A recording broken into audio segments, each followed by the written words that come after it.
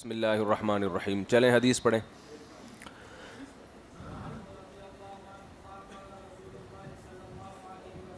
جی حدیث نمبر 53 مشکات.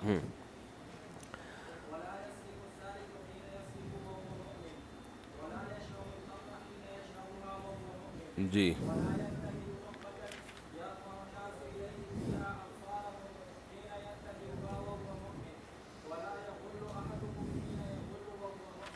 جی حضرت ابو ہریرہ رضی اللہ عنہ سے روایت ہے کہ رسول اللہ صلی اللہ علیہ وسلم نے فرمایا زانی زنا نہیں کرتا جب وہ زنا کر رہا ہوتا ہے تو اس حال میں وہ مومن ہوتا ہے، یعنی ایمان اس کے دل سے سلب کر لیا جاتا ہے زنا کے وقت. ولا یسرق السارق حین یسرق وهو مومن، اور چور چوری نہیں کرتا جس وقت وہ چوری کر رہا ہوتا ہے کہ اس حال میں وہ مومن بھی ہو، یعنی جب وہ چوری کرتا ہے تو وہ مومن نہیں ہوتا. ولا یشرب الخمر حین یشربها وهو مومن، اور جب کوئی شراب پیتا ہے تو جس وقت شراب پی رہا ہوتا ہے تو وہ مومن نہیں ہوتا. ولا ينتهب نهبة يرفع الناس الیہ، نہ کوئی چیز اچک رہا ہوتا ہے جیسے ڈاکو لوگ چھینتے ہیں نا، اسنیچ کرنا، لوگ اس کی طرف دیکھ رہے ہوتے ہیں. فیہا ابصارہم، لوگوں نے اس کی طرف نگاہیں اٹھائی ہوئی ہوتی ہیں، حسرت سے دیکھ رہے ہوتے ہیں اپنی قسم پرسی کی حالت میں. حین ینتہبها، جس وقت وہ ڈاکو اچک رہا ہوتا ہے، وہو مومن، تو وہ اس وقت مومن نہیں ہوتا. ولا یغل احدکم حین یغل وهو مومن، کوئی مال غنیمت میں خیانت نہیں کرتا اس حال میں کہ وہ مومن ہو. فایاکم وایاکم، پس اپنے آپ کو بچاؤ، اپنے آپ کو بچاؤ. یہ ایاکم مفعول بھی ہے نا، فعل محذوف ہوتا ہے اس کا. احذروا ایاکم من ھذا العمل، بچاؤ اپنے آپ کو ان اعمال سے. متفق علیہ. تو مومن کا مطلب ایمان کی وجہ سے جو انسان میں ایک نور پیدا ہوتا ہے حق اور باطل کو سمجھنے کا. یہاں مراد یہ نہیں ہے کہ وہ کافر ہو جاتا ہے، بلکہ ایمان کی وجہ سے جو ایک نور دل کے اندر پیدا ہوتا ہے، دوسری حدیث میں اس کی تشریح ہے، اللہ اس نور کو اس سے سلب کر لیتے ہیں. چلو بھائی.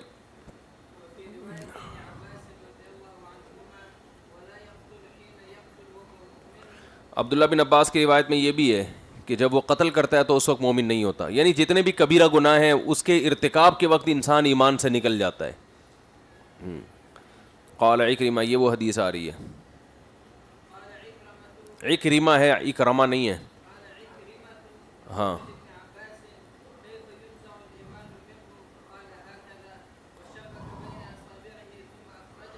ہاں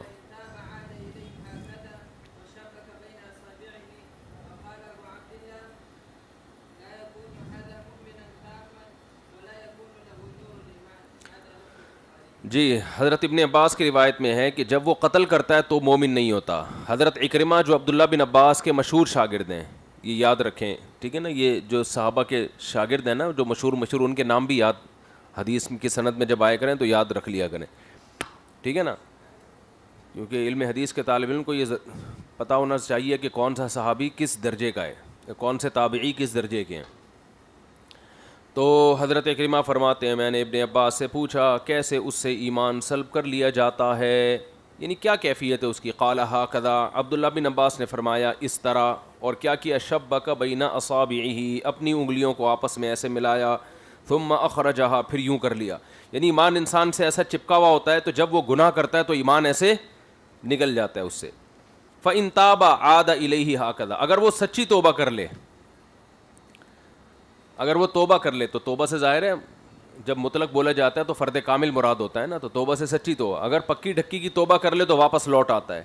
تو اس سے پتہ چلا جب وہ زنا کر رہا ہوتا ہے تو زنا کے وقت یا قتل کے وقت یا کوئی بھی گناہ کرتے وقت ایمان جب اس سے سلب ہوتا ہے تو جب تک توبہ نہیں کرے واپس آتا نہیں ہے. سمجھ رہے ہو؟ تو پھر توبہ کر لے تو واپس آتا ہے. وشبک بین اصابعہ، پھر آپ نے اپنی انگلیوں کو ایسے کر کے ملایا. وقال ابو عبداللہ، اس حدیث کو امام بخاری نے بیان کیا. امام بخاری کی کنیت تھی ابو عبداللہ. امام بخاری نے بھی اس حدیث کی شرح بیان کی ہے کیونکہ اس میں جو خوارج تھے نا ان کی تائید ہوتی ہے کہ دیکھو کبیرہ گناہ کرتے ہی انسان کافر ہو جاتا ہے، جب توبہ کرے گا تو ایمان مسلمان ہوگا ورنہ وہ کافر ہوگا، تو ان کی تائید ہو رہی تھی. تو اس لیے امام بخاری نے اس حدیث کی تشریح بیان کی جو اہل سنت والجماعت کے عقیدے کے مطابق. وہ کیا تشریح ہے؟ لا یکون ھذا مؤمنا تاما، یعنی یہ کامل مومن نہیں ہوتا جو اس سے ایمان نکلتا ہے تو اس کا مطلب یہ نہیں کہ وہ کافر ہو جاتا ہے, مطلب یہ کہ ایمان کا جو کمال تھا, کمال ایمان, اس درجے سے وہ محروم ہو جاتا ہے. ولا یکون لہ نور الایمان, اور اس کے لیے ایمان کا نور باقی نہیں رہتا. ایمان ایک ایسا, ایمان کا نور کا مطلب یہ ہوتا ہے کہ دیکھو ہدایت جو ہے نا, ہدایت یہ ایک نور ہے جس سے ہمیں صحیح اور غلط کا پتہ چلتا ہے. تو یہ نور اللہ اس سے سلب کر لیتے ہیں. نور, اندھیرے میں نور کا کام کیا ہوتا ہے؟ اندھیرے میں روشنی.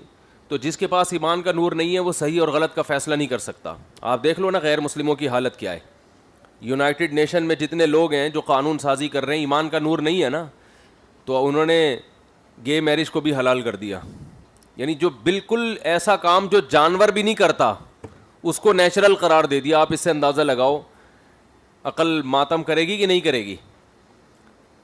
اور بچوں کے لیے حقوق بن رہے ہیں, ابا اماں کے لیے حقوق ہی نہیں ہے. یعنی انسان کی آزادی میں خلل سمجھا گیا ہے کہ اگر اس کے بوڑھے ابا اس کے ساتھ گھر میں ٹینشن دے اس کو, تو یہ آپ کی آزادی میں کیا ہے؟ خلل. لہٰذا آپ کو الاؤ ہے کہ آپ ابا کو گھر میں نہ رکھیں. It is your choice. وہ کہتے ہیں اٹ از یور چوائس. تو اب یہ ایمان نہ ہونے کی وجہ سے غلط گائیڈنس, زنا کو الاؤ کر دیا, اور میرج کے بارے میں ایسے ایسے اصول بنا دیا کہ اس نے خاندانی نظامی کی تلپٹ کر دی. مرد اور عورت کو برابر قرار دے دیا, حالانکہ نیچر نے دونوں کو برابر نہیں بنایا. تو اتنے بڑے بڑے بلنڈر جو ان سے ہو رہے ہیں, یہ اسی وجہ سے ہو رہے ہیں کہ ایمان کا نور نہیں ہے. وہ ان کو بتا ہی نہیں رہا کہ صحیح کیا ہے غلط کیا ہے. سمجھتے ہو؟ تو نبی نے فرمایا. تو اسی طرح زنا یا جتنے بھی گناہ ہیں اس سے بھی ایمان کا نور نکلتا ہے.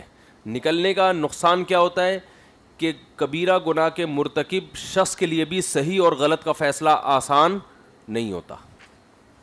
تو امام بخاری نے یہ جو تشریح کی, مومن کامل نہیں ہوتا. اب آپ کہہ سکتے ہیں کہ یہ تو حدیث کی ایسی تشریح ہے جو لغت,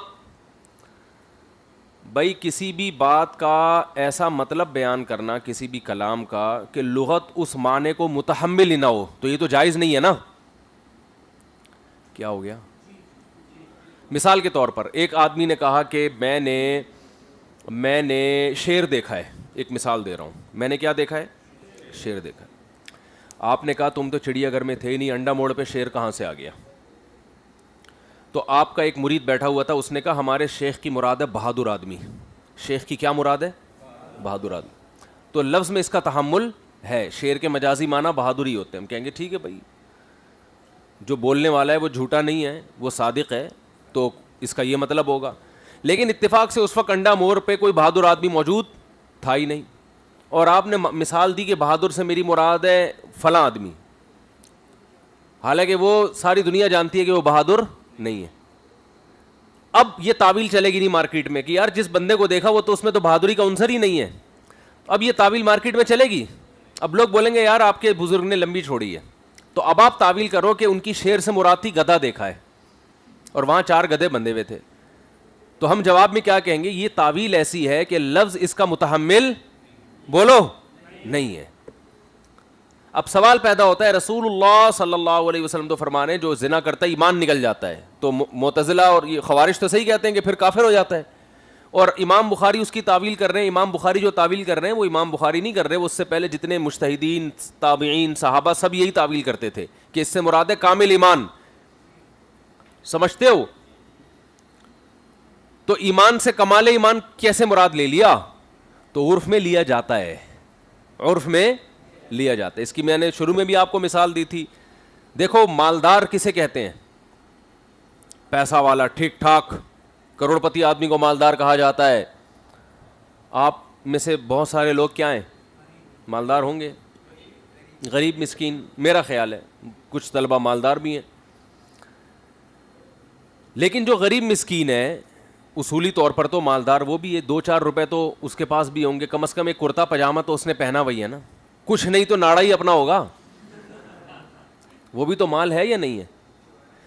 تو حقیقت کے لحاظ سے تو یہ مالدار ہے, لیکن عرف میں ایسے شخص کو مالدار نہیں کہا جاتا. تو عرف میں مالدار اس کو کہا, مالدار کا مطلب مال رکھنے والا. تو مال تو ہے نا اس کے پاس,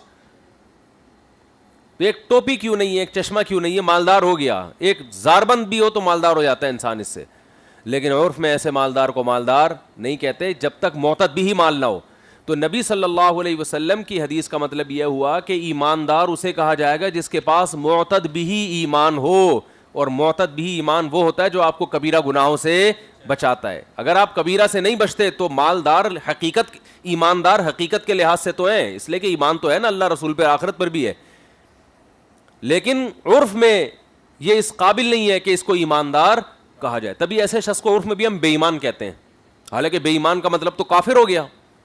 بھائی جو ایمان, بھائی معتزلہ کا یہ ہے کہ ایمان اور کفر کے درمیان بھی ایک بیچ میں ایک درجہ ہے, لیکن اہل سنت والجماعت کا تو یا تو مومن ہے یا پکا کافر ہے, درمیان میں کچھ نہیں ہوتا. منافق بھی پکا کافر ہی ہوتا ہے.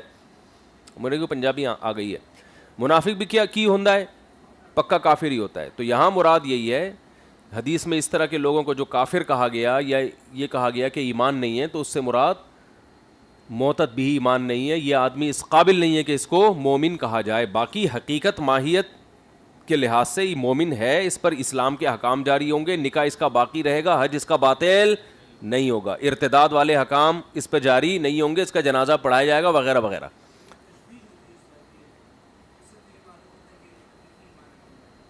ہاں تشبیہ جو دی ہے نا وہ تو مبالغہ کے لیے نا, میں نے بتایا تھا نا کہ پھر سوال پیدا ہوتا ہے جب مجازی معنی ہی مراد لینا تھا تو پھر نبی صلی اللہ علیہ وسلم یوں ہی بتاتے تھے کمال ایمان, تو وہ بلاغت فوت ہو جاتی ہے اس سے. عبداللہ بن عباس کا مقصد بھی بلاغت کہ ایسے ختم ہو جاتا ہے, یعنی اس قابل ہی نہیں رہتا کہ اس کو مومن کہا جائے. تو ہمیشہ تشبیہ میں بلاغت کے معنی ملحوظ ہوتے ہیں. چلو بھائی ریب بوئی, بلاغت مقصود ہوتی ہے کہ اپنی بات علی وجہ الکمال بیان کرنا.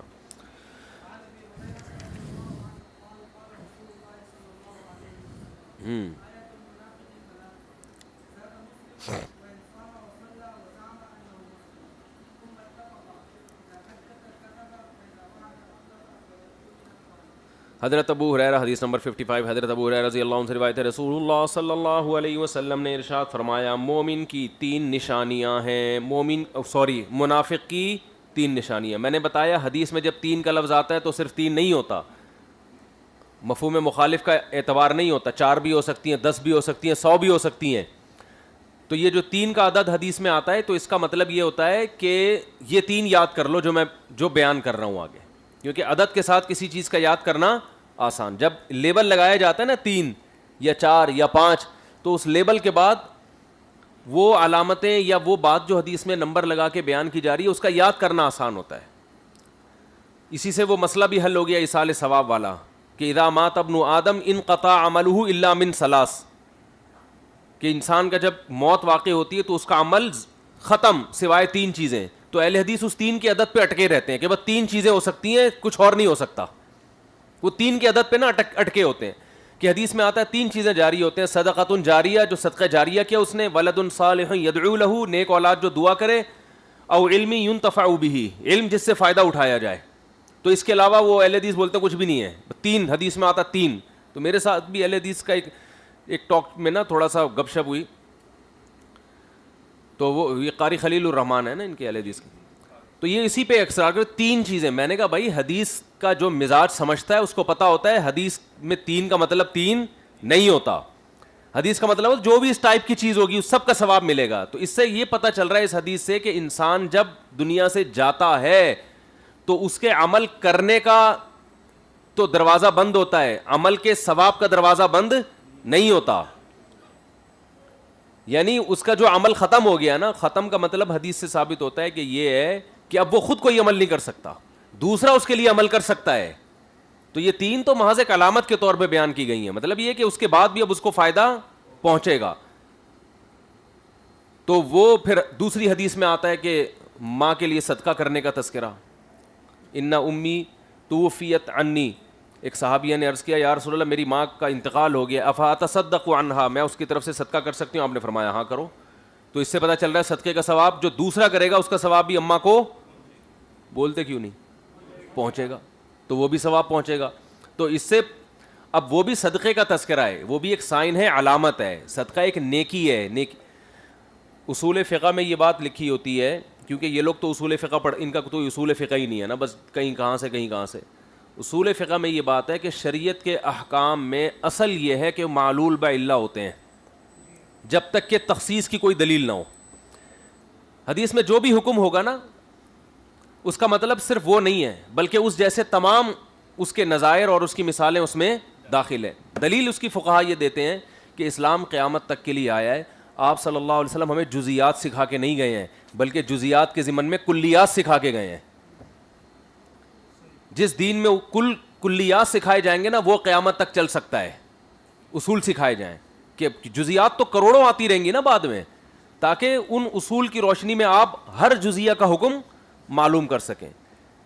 غامدی صاحب نے یہی گڑبڑ کی ہے. غامدی صاحب نے کہا کہ خبر واحد حجت نہیں ہے, اور دلیل یہ دیتے ہیں کہ نبی صلی اللہ علیہ وسلم اسلام کا حکم کسی کے کان میں نہیں بتائیں گے, کلیات کی صورت میں بیان کریں گے, جو قاعدے اور کلیات ہیں. تو جزیات جو ہے نا, یہ دین نہیں ہے. اس نے تو تحریف کر دی نا یہاں پہ.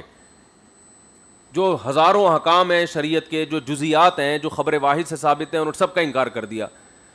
لیکن اس کا جو غامدی صاحب کا اشکال تھا نا, کہ نبی صلی اللہ علیہ وسلم کسی ایک کو آرڈر دے رہے ہیں تو وہ اس کے ساتھ خاص ہے, تو وہ تو ایک جزیہ ہے نا. تو نبی صلی اللہ علیہ وسلم ایسا تھوڑی کریں گے لوگوں کو ایک ایک جزیات. تو اسلام تو ایک لا ہے, قانون ہے, تو جو قانون کی شکل میں تواتر کے ساتھ ثابت ہوگا بس وہی دین ہوگا. تو یہ دھاندلی کی ہے. فقہا نے جو اصول بیان کیا نا, اس سے یہ اشکال حل ہو جاتا ہے. فقہا کہتے ہیں نبی صلی اللہ علیہ وسلم جب کوئی جزوی حکم کسی کو دے رہے ہیں تو اصل میں وہ کلی ہی ہے, اسی سے آپ نے اصول نکالنا ہے. تو اصول بیان کرنے کے دو طریقے ہیں. ایک طریقہ تو یہ کہ قاعدے کی لا کی صورت میں بیان کیا جائے, ایک یہ کہ حکم دے دیا جائے, آپ اس کی علت تلاش کر کے خود ہی اس کو متعدی کرتے رہیں بیٹھے. جیسے قرآن جب والدین کے حقوق بیان کر رہا ہے تو ولا تقل لہما اف کہہ رہا ہے کہ ان کو اف مت کرو. یہ اصول ہے یا جزیہ ہے؟ ابے دیکھنے میں تو جزیہ ہے نا. اصول تو یہ ہے کہ ان کو تکلیف نہ پہنچاؤ, بلکہ یوں ہونا چاہیے. مادہ نمبر 325 جیسے لا ہوتا ہے نا, آرٹیکل نمبر 3, قرآن یوں بیان کرتا قاعدہ, اور کہتا اس قاعدے کے تحت والدین کو کسی بھی طرح سے ستانا. جیسے وہ ابھی آرڈیننس بنا ہے نا, وہ جو شکر ہے پاس نہیں ہوا, اس میں اس طرح کی الفاظ ہیں نا کہ بچوں کو کسی بھی طرح سے, بیوی بچوں کو کسی بھی طرح سے آنکھیں دکھانا, یوں کرنا, سب اس میں داخل ہے. تو قرآن اگر لا کی شکل میں بیان کرتا تو پھر یوں بیان کرتا, آرٹیکل نمبر یہ ہوتا, اور اس کی شق نمبر 130 کے تحت کوئی بھی بچہ اپنے والدین کو اف نہیں, بھائی اف تو جزیہ ہے نا, کسی بھی طرح سے ذہنی ٹارچر کرنا, کسی بھی طرح سے ان کی انسلٹ کرنا, یہ ایک جرم ہے اور اس کی یہ سزا ہے وغیرہ وغیرہ. لیکن قرآن اس طرح نہیں بیان کرتا. قرآن کہتا ہے اف مت کرو. کیا مت کرو؟ اف. یہ اس کا ایک جزیہ ہے لا کا, لیکن اس کے ضمن میں قرآن نے ایک اصول بیان کر دیا. وہ اصول اصل میں قرآن یہ بیان کر رہا ہے جزیہ کے ضمن میں کہ جب اف جیسی تکلیف جو بہت کم ہے یہ الاؤڈ نہیں ہے, تو اس سے اوپر کی تکلیفیں کہاں سے جائز ہوں گی. تو اس میں اصل قانون جو قرآن بیان کر رہا ہے وہ یہ کر رہا ہے کہ والدین کو اذیت دینے کی آپ کو اجازت نہیں ہے. لا یہ ہے, لیکن اس لا کو قرآن نے ایک جزیے کے ضمن میں بیان کیا. اس میں حکمت یہ تھی کہ اگر قرآن اس لا کو ایسے ہی بیان کر دیتا کہ والدین کو تکلیف دینے کی اجازت نہیں ہے, تو ہر آدمی کا تکلیف کا معیار دوسرے سے مختلف. وہ گالیاں بھی دیتا تو کہتا ہے ہمارے یہاں تو یہ عرف ہے, ہمارے تو اس میں انسلٹ ہی نہیں ہوتی, کچھ ان کو تو کچھ محسوس ہی نہیں ہوتا اس سے. والدین وہ محسوس اس لیے نہیں ہو رہا کم وقت کہ تو گالیاں دے دے کے ان کو تو نے یوز ٹو کر دیا ہے, تو نے ان کو تکلیفیں دے دے کے عرف ہی تبدیل کر دیا ہے. تو اس لیے قرآن نے کہا کہ تکلیف کا درجہ لیول کیا ہوگا یہ تم پر نہیں چھوڑ رہا میں, یہ میں خود بیان کر رہا ہوں کہ اف جیسا لفظ کہنے کی جب اجازت نہیں ہے جس میں انتہائی معمولی سی تکلیف ہوتی ہے, تو اس سے اوپر کی تکلیفیں کہاں سے جائز ہو گئیں. تو ہے یہ جزیہ, لیکن اس کے ضمن میں قرآن کیا بیان کر رہا ہے, ایک لا. تو یہ کام جہاں اللہ نے کیا ہے, نبی صلی اللہ علیہ وسلم کا بھی قوانین بیان کرنے کا طریقہ وہی ہے جو اللہ کا ہے, جزیات کے ضمن میں اصول بیان کیا ہے.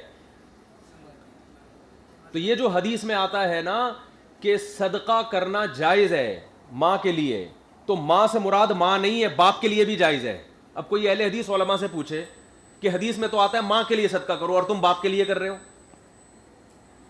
تو ہم کہتے ہیں اس حدیث سے جیسے ماں کے لیے صدقہ جائز ہے, باپ کے لیے بھی جائز, تمام مرحومین کے لیے جائز, تو اسی طرح جیسے صدقہ جائز ہے, تو جائز ہونے کی وجہ یہ کہ وہ ایک نیکی ہے, آپ کی نیکی ہے, آپ دوسرے کو گفٹ کر سکتے ہو. تو جو بھی نیک کام ہوگا وہ آپ کسی بھی مرحوم کو گفٹ کر سکتے ہو. یہ اصل میں حدیث میں اصول بیان کیا گیا ہے, سمجھتے ہو.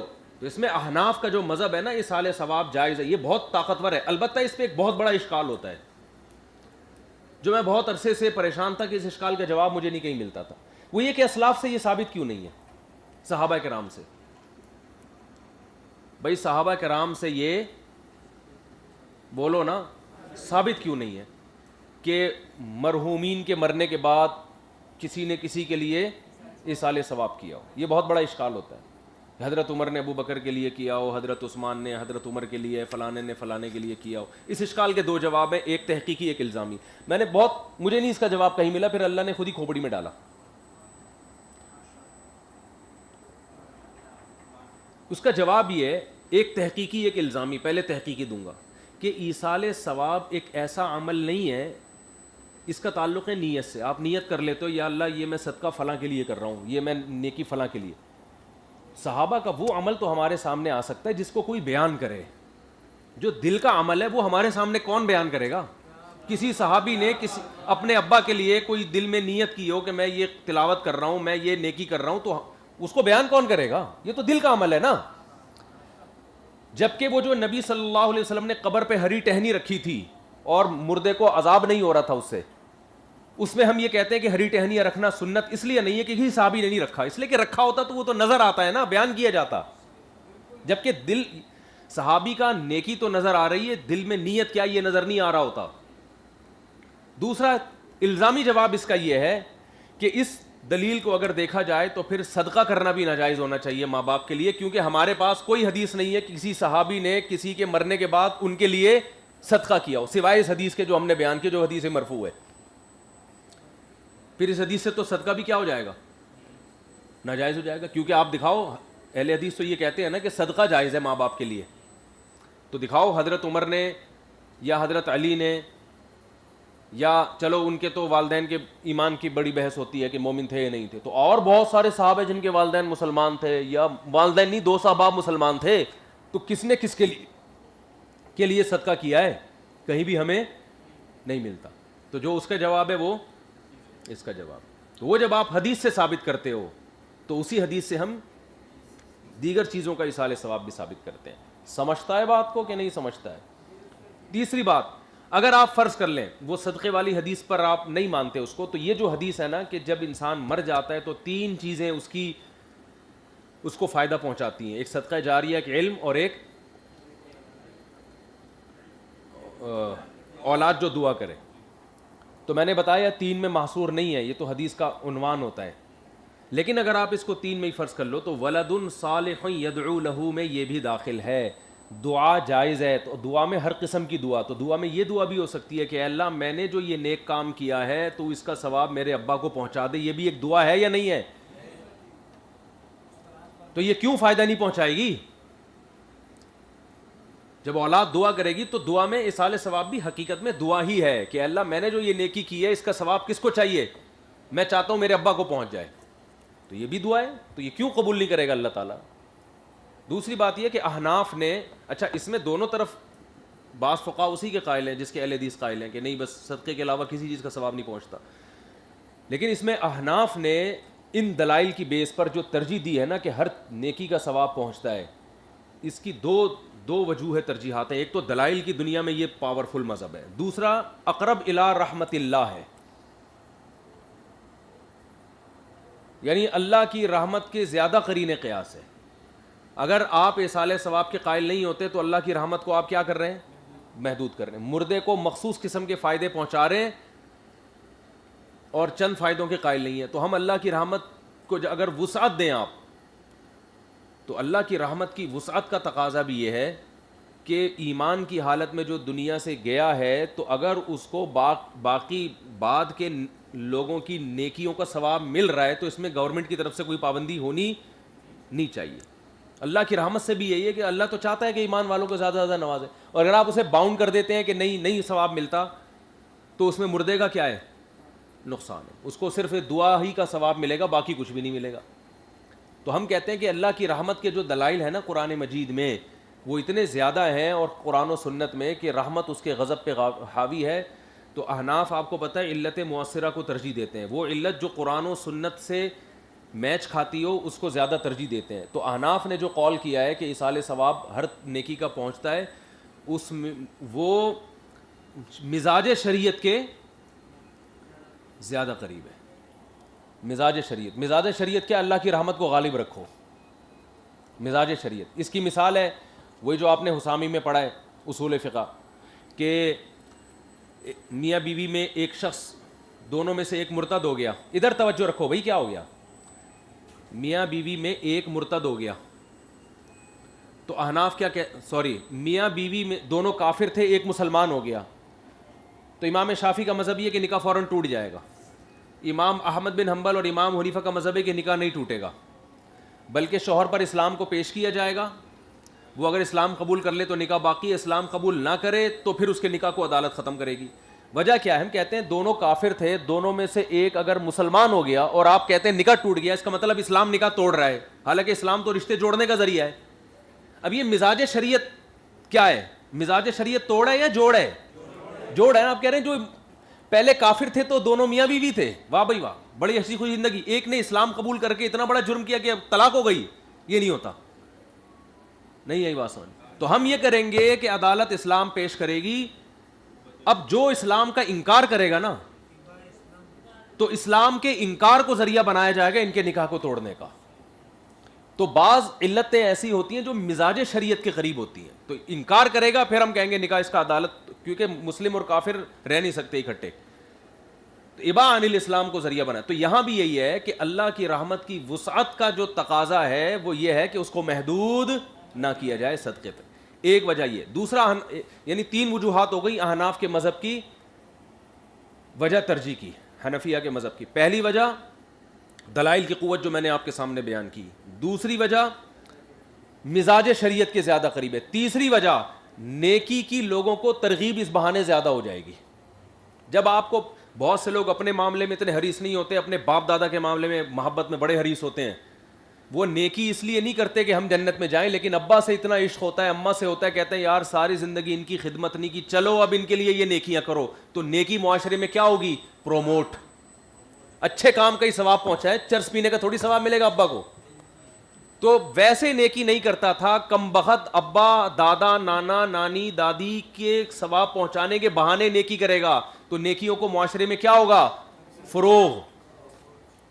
تو یہ بھی مزاج شریعت کے زیادہ قریب ہے. آپ وہ قول اختیار کریں جس میں نیکی معاشرے میں زیادہ پھیلتی ہو, وہ قول اختیار نہ کریں جس سے نیکیوں کا دائرہ محدود ہو جاتا ہو.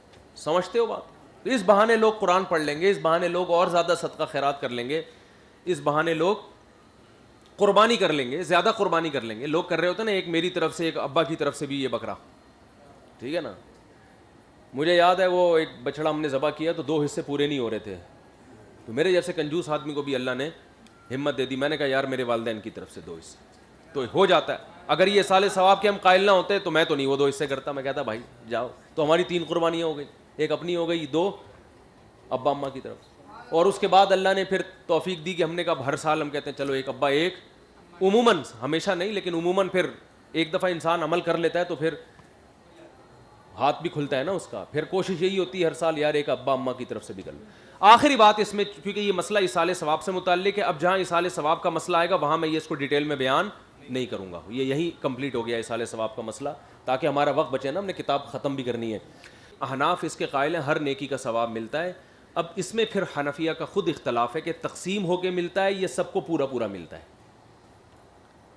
مثال کے طور پر آپ نے قربانی ابا کے لیے کر لی تو آپ کو بھی پوری پوری قربانی کا ثواب ملے گا. آپ نے 50,000 روپے ماموں کے لیے صدقہ کر لی اپنے, صحیح ہے نا, وہ انتقال ہو گیا تھا, آپ نے کہا چلو, تو آپ کو بھی صدقے کا پورا ثواب ملے گا. تو بعض علماء تو کہتے ہیں, جو جمہور کی رائے ہے, کہ آپ کو بھی پورا ثواب ملے گا اور ان کو بھی, بلکہ جس کو بھی آدم سے لے کے ساری کائنات کو تقسیم کر دو سب کو پورا پورا ثواب ملے.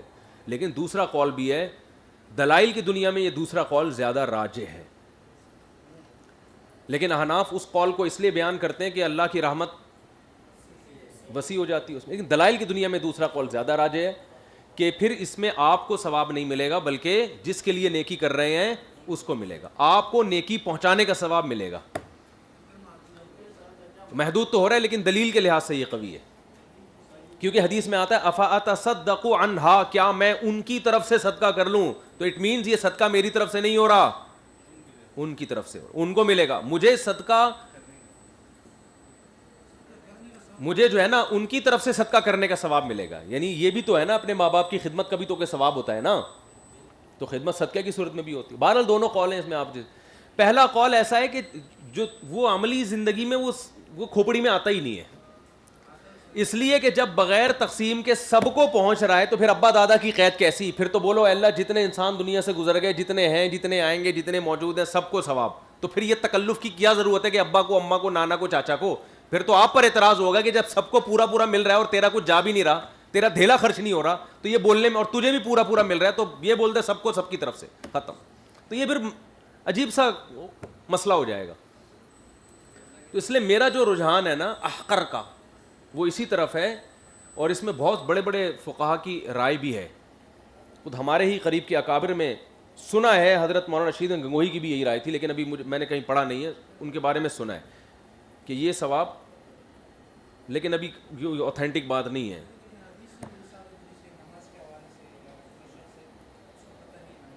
ہاں وہ تو حدیثیں, وہ جو حدیثیں ہوتی ہیں نا کہ من دل الدال علی الخیر کفاعلہ, تو اس کا تو پہلے جواب میں دے چکا ہوں کہ ایک اصل ثواب میں برابر ہوتے ہیں, لیکن جو حقیقت میں عمل کر رہا ہوتا ہے اس کی نیکیاں کئی گنا بڑھ جاتی ہیں. میں نے آپ کو نماز پہ لگایا, آپ نماز پڑھنا شروع ہے, تو حدیث میں آتا ہے اس کو بھی پورا ثواب ملے گا, تمہیں بھی پورا ثواب ملے گا. تو پورا ثواب کا مطلب جو اصل صلات کا پورا پورا ثواب تھا وہ تو ملے گا, لیکن جو پریکٹیکلی پڑھ رہا ہے اس کو اس کے علاوہ بھی گریویاں ملیں گی. تو یہاں بھی ایسا ہی ہے کہ ہو سکتا ہے کہ جب آپ کے ماں کے لیے صدقہ کریں تو اصل صدقے کا جو اصل ثواب, جو ہر کی ایک بیسک سیلری ہوتی ہے نا, ایک بینیفٹس ہوتے ہیں, تو عین ممکن ہے کہ اصل صدقہ میں تو آپ کو بھی پورا ملے اور اماں کو بھی, کیونکہ صدقہ تو بہرحال آپ نے کیا ہے, اماں نے تھوڑی کیا ہے, لیکن اس کے جو اور اضافی گریبیاں ہیں وہ آپ کی والدہ کو مل رہی ہیں. تو یہ ممکن ہے.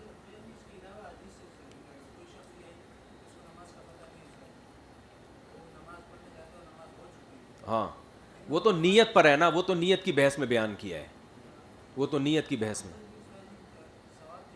نہیں, وہ جو باتیں نیت کی بحث میں تھی وہ یہاں بھی آئیں گی. جو حدیث میں آتا ہے نا کہ جماعت کا پورا پورا ثواب ملے گا, اور یہ چلو آگے. ہاں وہ لیس للانسان الا ما سعى, یہ جماعت المسلمین والے دلیل دیتے ہیں کہ انسان کو وہی کچھ ملے گا جو جس کی اس نے سعی کی. ایصال ثواب پر ایک اعتراض یہ ہوتا ہے کہ قرآن کہہ رہا ہے انسان کو وہی کچھ ملے گا جس کی اس نے سعی کی. تو یہ دوسری احادیث کی روشنی میں یہ قرآن کی آیت سے مراد سعی ایمانی ہے.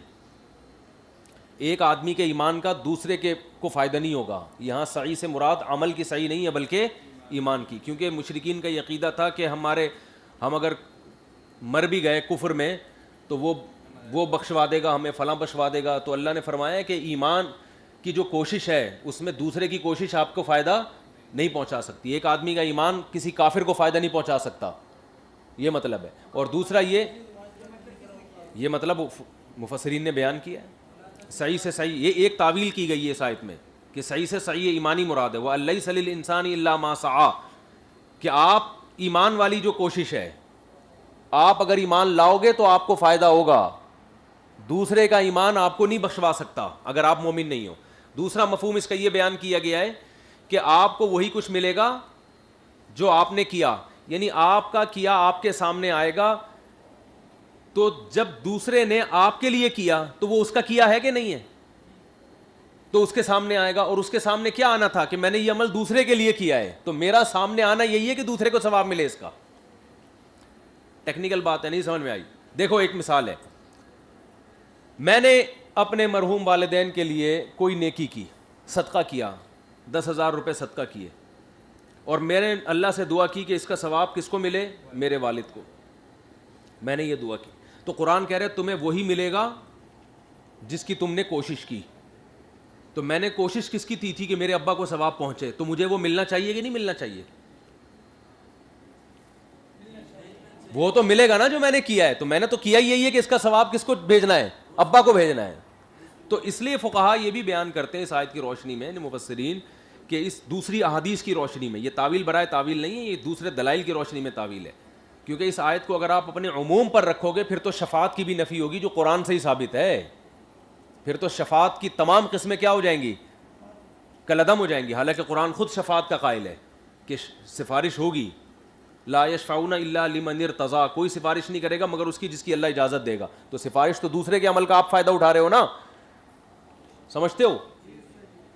تو الیس للانسان الا ما سعی کا مطلب یہ ہے کہ انسان کو وہی کچھ ملے گا جس کی اس نے کوشش کی. تو جب آپ قیامت میں جائیں گے تو آپ کو آپ کی اپنی کوششوں میں کا ثواب میں وہی کوششوں کا ثواب ملے گا جو آپ نے کی ہیں, جو نہیں کی ہے ان کا ثواب نہیں ملے گا.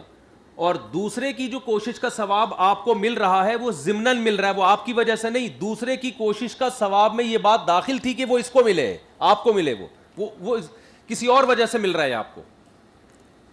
اس کی مثال ایسے جیسے آپ نے کہیں امپلائی کوئی ملازم رکھا آپ نے کمپنی میں, آپ نے بولا کہ آپ کو آپ کی تنخواہ کے علاوہ کچھ بھی نہیں ملے گا, یعنی تمام بینیفٹس آپ سے ختم ہیں, آپ کو صرف وہی ملے گا جو جتنا ٹائم آپ لگائیں گے, گھنٹے منٹ کے پیسے ہوں گے, اس کے علاوہ کچھ نہیں ملے گا آپ کو.